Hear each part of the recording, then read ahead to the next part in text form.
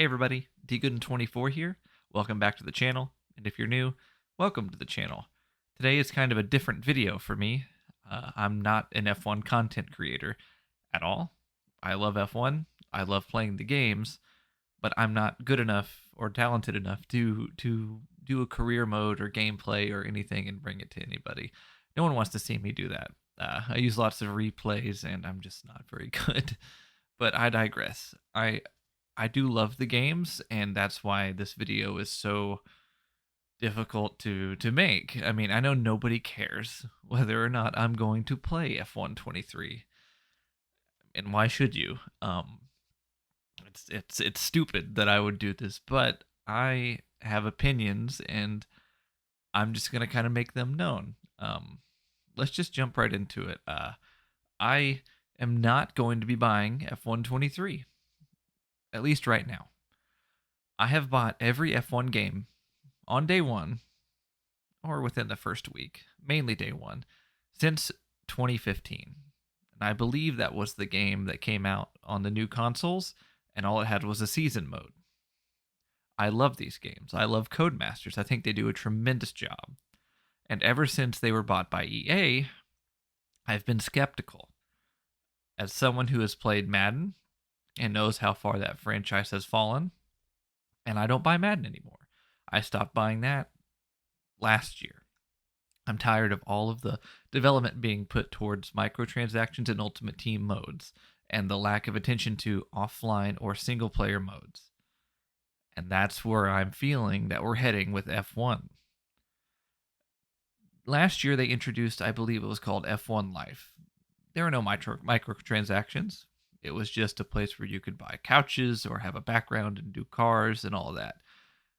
And it felt like they were kind of setting the table for what was coming. This year, we have F1 World, and it really, really, really feels like this is their ultimate team mode.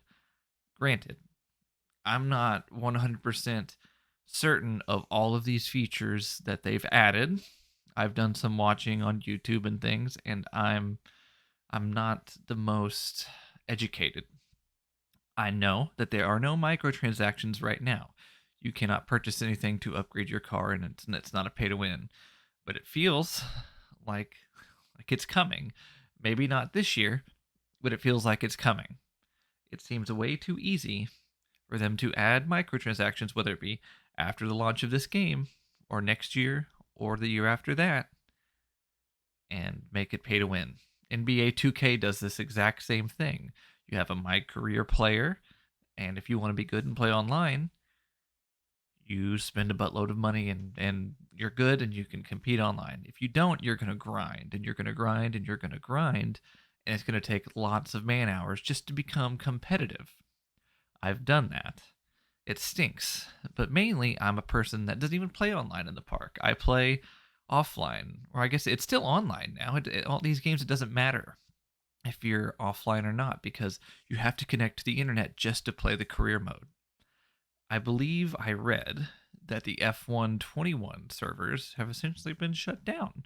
You have a lot of those games are the game modes are online. And forgive me if I'm wrong, but if this is the thing that happens, which is going to happen because it's F1 World, it's all a connected hub. When that gets shut down, it renders it unplayable. And I know by that time there will be 2 new games out. But it doesn't sit right. We can go back and we can play these old games for what they were worth, and see how good they were. And if we really, really loved them, we could play them. And it does not matter if there's an internet connection or not. But when those servers go down, it's done. No more. And I just see the writing on the wall. Microtransactions are probably coming. EA has a terrible track record. They've been voted the worst company in the world multiple times. I don't trust them. They've never given me a reason to trust them. Not since the games came out on the PS2. I've been burned way too many times with Madden. I see the FIFA community feels the same way. And I know even when they've made their Nintendo Switch games, they just update the rosters and charge you full price. I'm just not a fan of EA. And I've suffered through it with the last couple Codemasters release, or the last couple F1 games that released with them owning Codemasters. But I don't think I can do it this year. And this would all be forgiven for me if they had made some substantial upgrades to my career or my team. But they haven't. They haven't done anything to those modes. They're largely unchanged aside from a few little tweaks. And maybe I think they changed it from Will Buxton to I can't think of her name. I apologize, but nothing substantial, nothing worth purchasing if you're a my career or my team player. And if you're on PC, you can just mod that stuff. If you're on console, it doesn't matter. You're stuck with previous year's rosters. So you're essentially buying it for a roster update if F1 World means nothing to you. And with this game costing now $70, it's hard.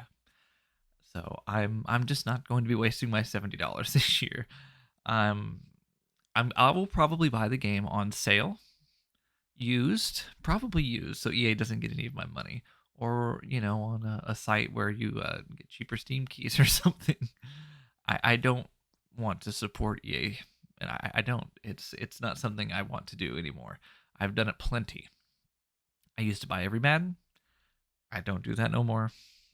I don't think they put out quality products. I love Codemasters, but I just don't like this control that they've put on them and are changing their games. If you want to play it, more power to you. That's fine. I'm not going to sit here and say, "Oh, you're horrible for doing that." No, enjoy the game, have fun. But for me, I'm I'm just not going to. And hopefully you can understand that. Thank you for watching. Goodbye.